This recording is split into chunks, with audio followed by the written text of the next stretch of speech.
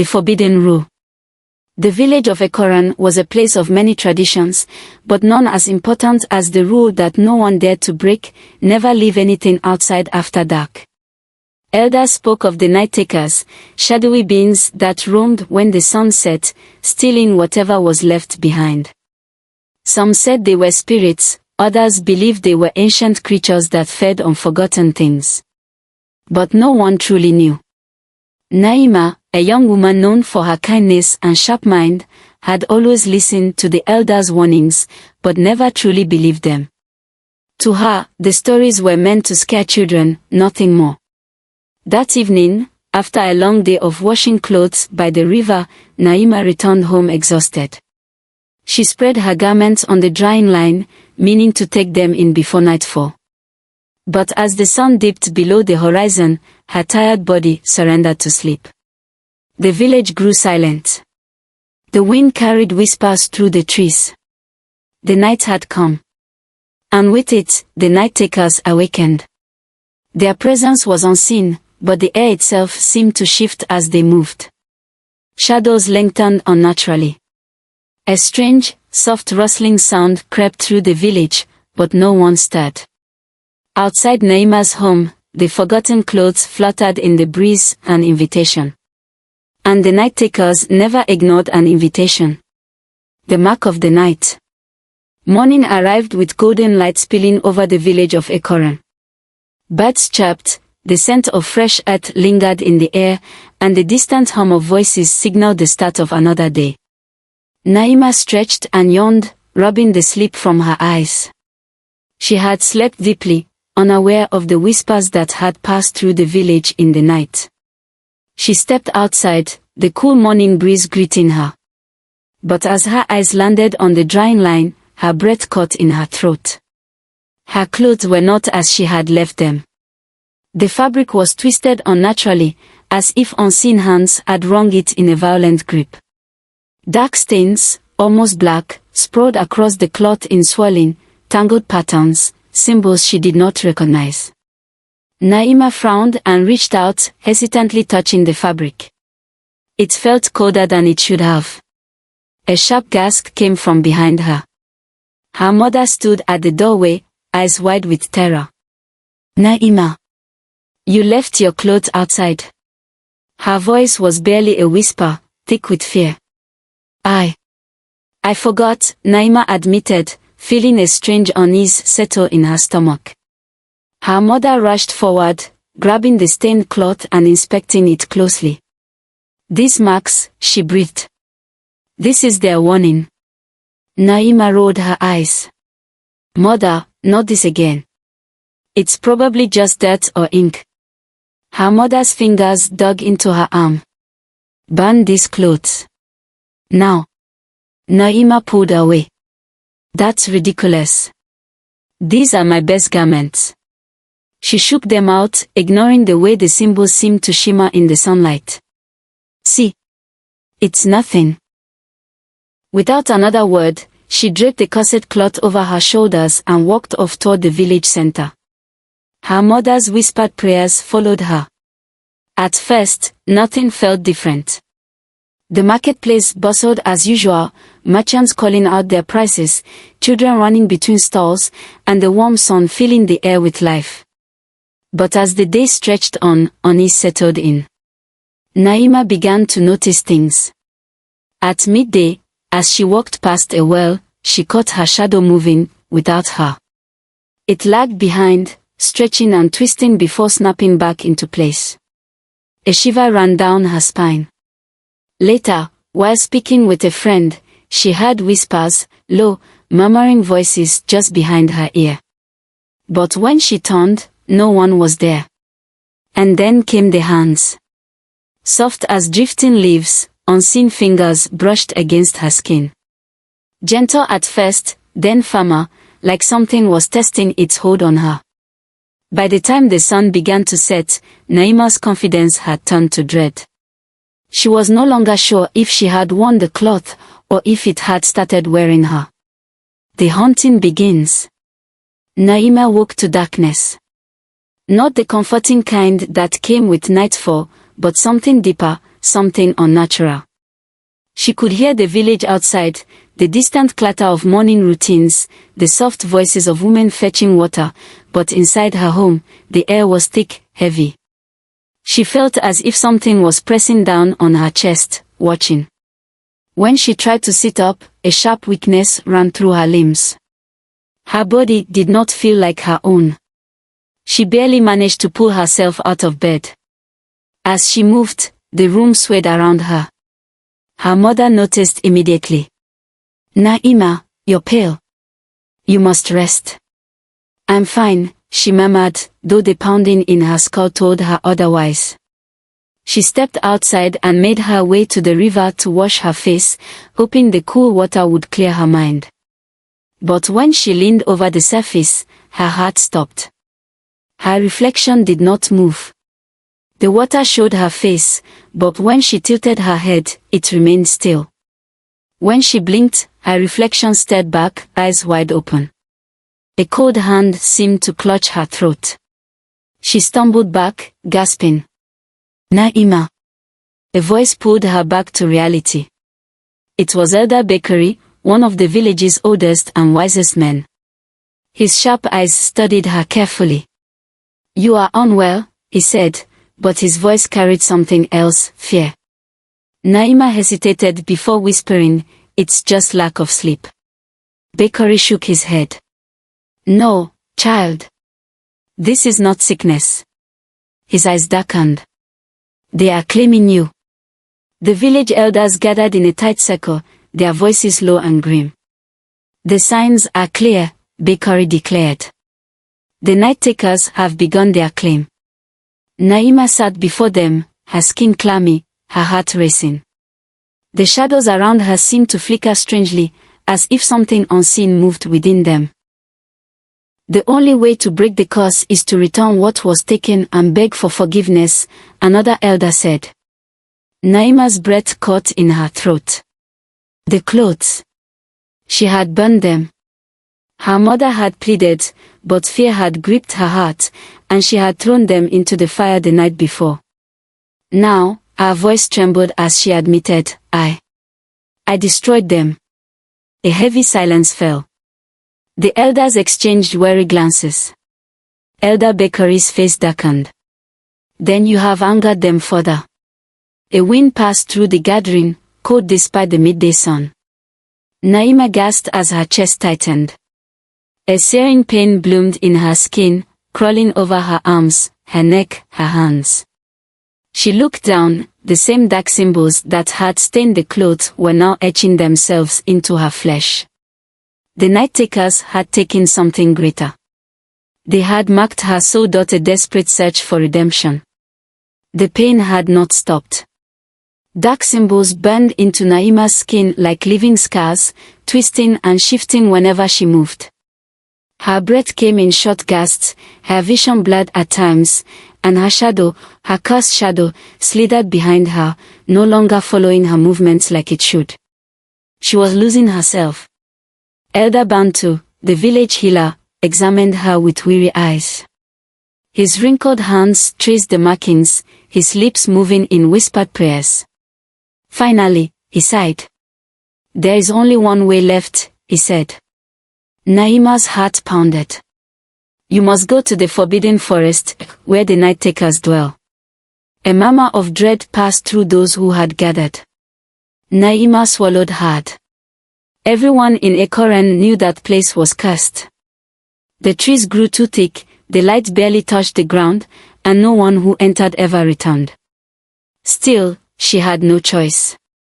"I'll go," she said, voice trembling but firm.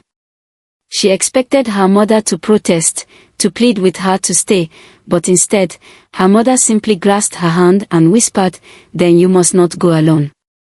That evening, as the last traces of sunlight faded, Naima stood at the forest edge with Keto by her side. Keto had been her childhood friend, the one who had always pulled her from trouble, the one who laughed the loudest and ran the fastest. But now, there was no laughter. Only fear in his dark eyes. "You don't have to do this," he murmured. "I do," she said. "But you don't." Keto let out a shaky breath. Then who's going to make sure you come back? Together, they stepped into the forbidden forest. The air inside was wrong. The moment they crossed the threshold, the world changed. The trees loomed like giants, their branches tangled like grasping fingers. The ground was soft, almost too soft, as if something beneath it was breathing. The wind carried whispers. At first, Naima thought it was only the wind passing through the leaves. But as they walked deeper, she began to hear words. Her name. Naima. Keto stiffened beside her. Did you hear that? Before she could answer, something moved. Eyes. Peering from the darkness. Watching. Unblinking. The shadows themselves seemed alive, shifting, stretching. At one point, Keto turned around suddenly, his face pale. Something just called my name. They pressed on, though every step felt heavier, as if the forest itself was trying to swallow them whole. Then, at the very heart of the forest, they saw her. A woman stood beneath a gnarled tree, her figure shimmering like mist.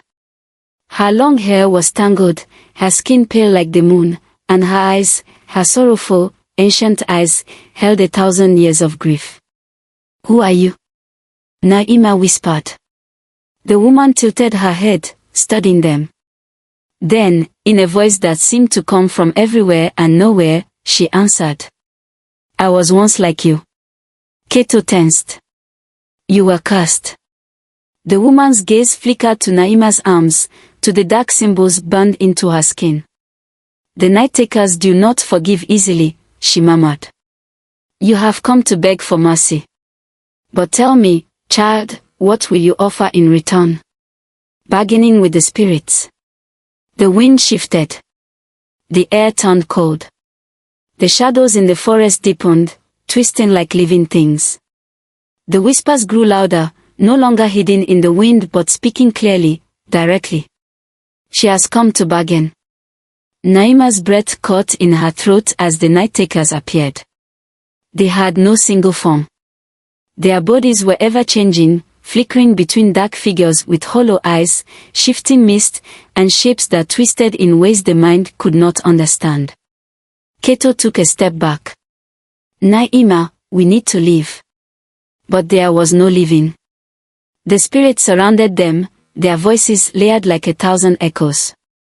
You stole from us, one said. You destroyed what was ours, whispered another. And now, something must be given in return. Naima clenched her fist. What do you want? The spirits moved as one, circling her. A trade. A price. We will take what was taken from us, they declared. A soul. The forest seemed to hold its breath. Naima's heart pounded.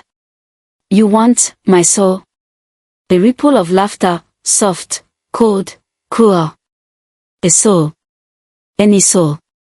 The meaning was clear. They did not care whose soul it was. If Naima refused, she could give them another. Keto stiffened beside her. No, he breathed. Naima, don't. Before she could speak, the spirits moved. Shadowy hands shot out, wrapping around Keto like ropes of smoke. He gasped, his body jerking as the dark symbols seared into his skin. The curse was no longer hers alone. No. Naima lunged forward, grabbing his arm, but her hands passed through the dark mist, pulling him away. The spirits laughed, their voices calling around her like smoke. You could have chosen another. Now, you both belong to us. Naima's heart ached. Keto's eyes were wide, his breath ragged. She could feel his pain, the same torment she had endured. She could not let him suffer. She would not let him suffer. I offer myself, she said suddenly. The spirits fell silent. Keto's eyes widened. Naima, don't. But she stood firm. Take me. Let him go. The shadows swirled. The spirits did not speak right away. Then, after what felt like eternity, one of them whispered. Interesting. A ripple passed through the forest, and the spirits began to shift again, their forms flickering with something close to amusement. You would give yourself freely. Yes. Another pause. Then, laughter. Then we offer you a third choice. Naima froze. Keto's breathing was ragged behind her, his body shaking from the spirit's grasp. A third choice. The spirits whispered as one. We will not take your soul. But in return, you must carry our mark forever. You will never be fully human again. The forest seemed to close in around her. Keto shook his head, his voice weak. Naima, don't listen to them. There has to be another way. But there wasn't. Naima looked down at her hands, the dark symbols still etched into her flesh, burning like living scars. The spirit's offer was clear, her humanity in exchange for freedom. If she accepted, she would never be the same. But Keto would live.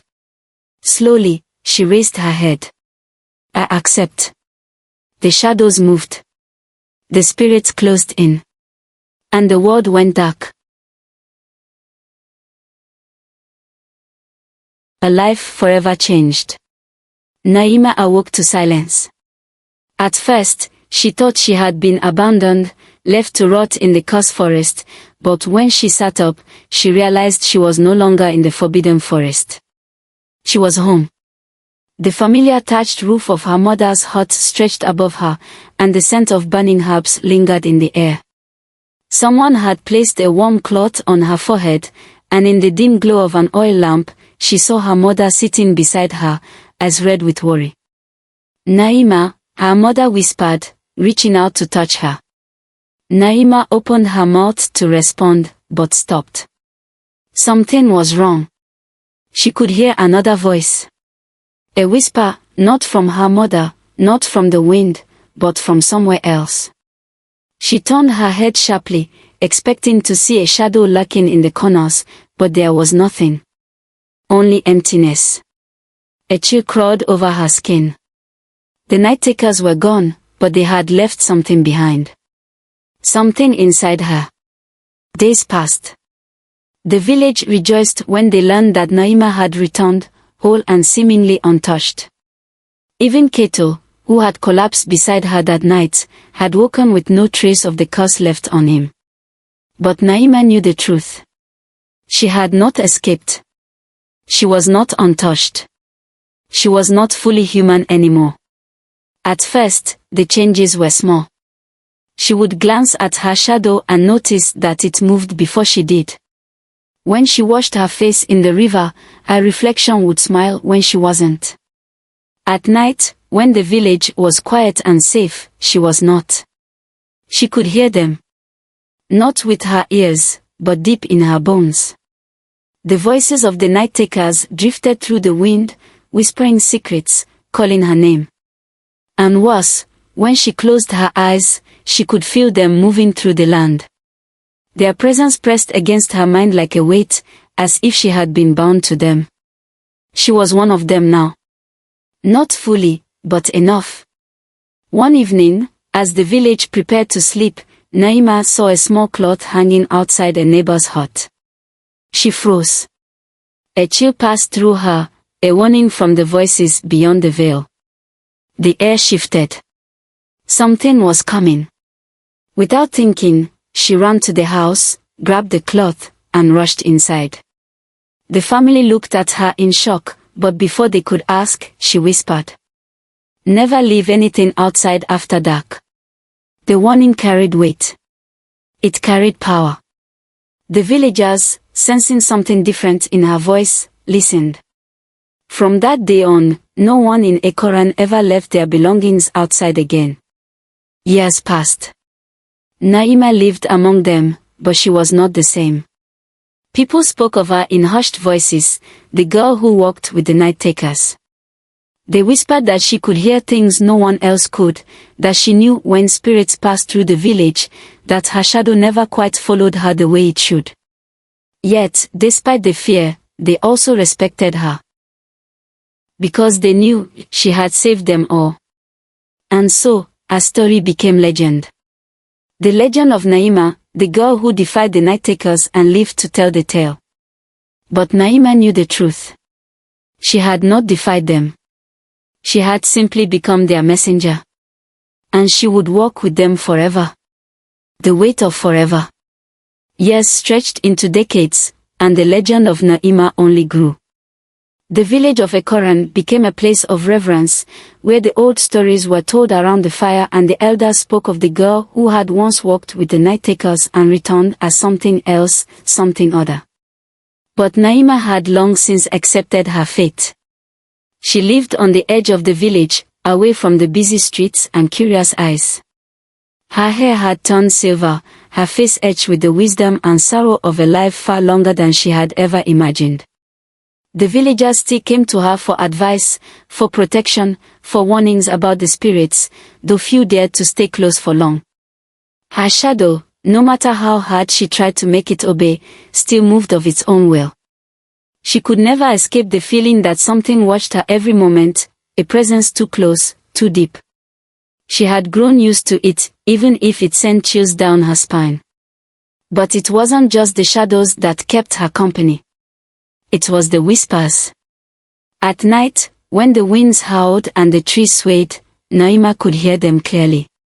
The night takers were ever present, their voices soft but constant, like a whisper in the back of her mind. They spoke of things she didn't understand, of secrets hidden in the fabric of the world. They spoke of souls, of bargains, of ancient powers. And sometimes, they spoke of her. She had once believed that their bargain had been the end, that she had traded her humanity for Keto's freedom, for the safety of her village. But now, she understood that she had become a part of their eternal game, a bridge between the mortal realm and the endless night. Naima was their messenger. Her body was no longer entirely hers. Her soul, marked by the night takers, was bound to their will. She could feel their pull in her dreams, in the darkness between waking moments. She was a beacon, a guide to those who walked the thin line between life and death, between the seen and the unseen. There were times when the villagers would come to her, seeking guidance, but she never offered answers easily. The night takers had shown her that life was not simple. There were always sacrifices to be made, choices to be weighed, and darkness waiting to claim what was not offered. One night, as the full moon cast a pale light over Akoran, Naima stood by the edge of the village. The air was still, thick with the weight of things unseen. She could hear the whispers now, clearer than ever. A shadow passed in front of her. She felt it before she saw it. The presence of the night takers moving through the air, circling her like they had done so many years ago. They did not speak. Not yet. Naima stood still, eyes closed, feeling the coolness of the night seep into her bones. She understood now that she would never be free. She would never be fully human again. But she had a role to play. She would walk between the worlds forever, carrying the weight of the curse and the burden of their eternal whispers. She was a part of their darkness now, but in the same breath, she had become something more. Something in between. And so, Naima remained, a living legend, a girl who had once defied the night takers, but who now carried their truth, their voice, and their shadow. Her life was no longer just hers. It was the world's, too. The end of one story, but the beginning of another. The shadow's legacy. Decades turned into centuries, and the village of Akoran remained much the same. Though time marched on, the elders still spoke in hushed tones about Naima, the girl who had walked with the night takers, and her unyielding bond with the spirits of the dark. The young villagers, however, began to forget. They had heard the tales, yes, but they did not understand the weight of the curse that had bound Naima to the unseen world. But the shadows, the night takers, did not forget. Naima had become something more than a legend. She was a warning. A reminder that the boundaries between the living and the dead were fragile, and that the night was not something to be feared, but respected.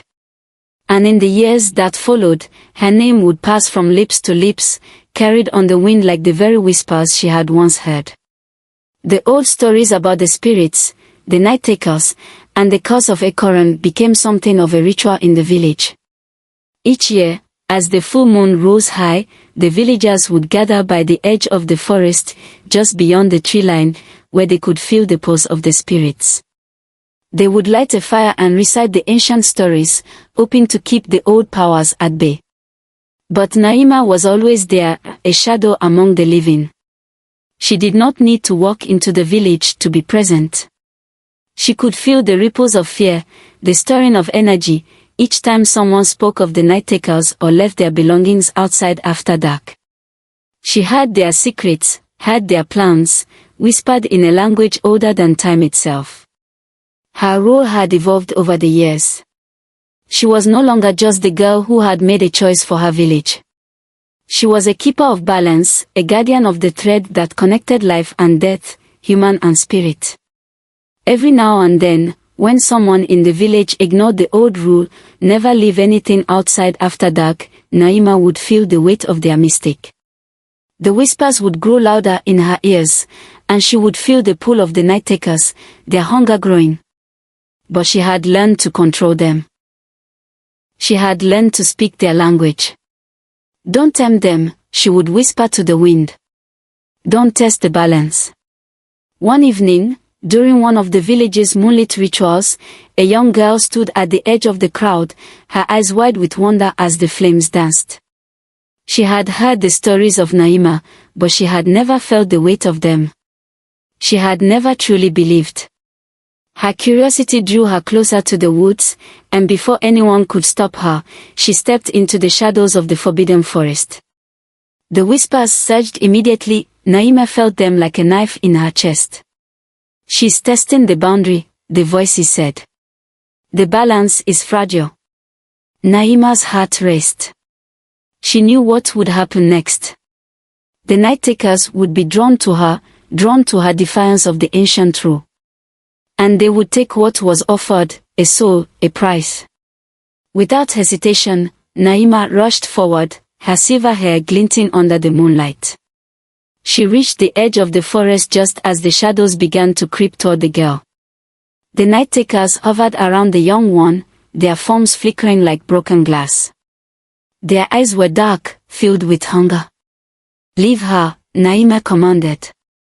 Her voice, though soft, carried the weight of centuries.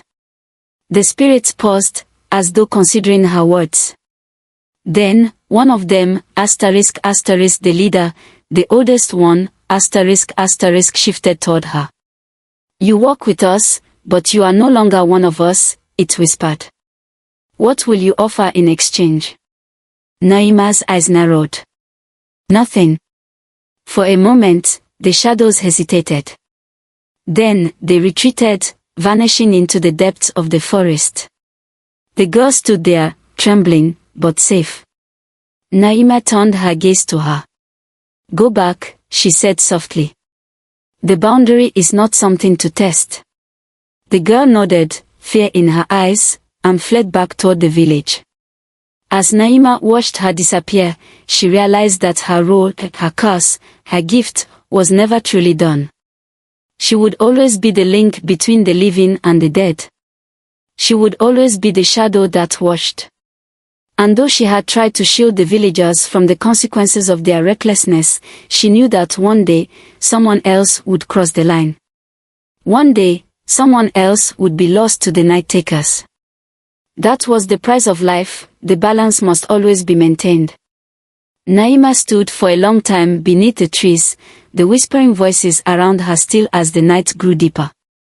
She knew she could never escape them, but she had come to understand something far more important. She was the keeper of the night. Forever, she would walk with the spirits. Forever, she would be their messenger. And no matter how long the night lasted, she would be there, standing between the worlds, guarding the threshold where shadows and souls met.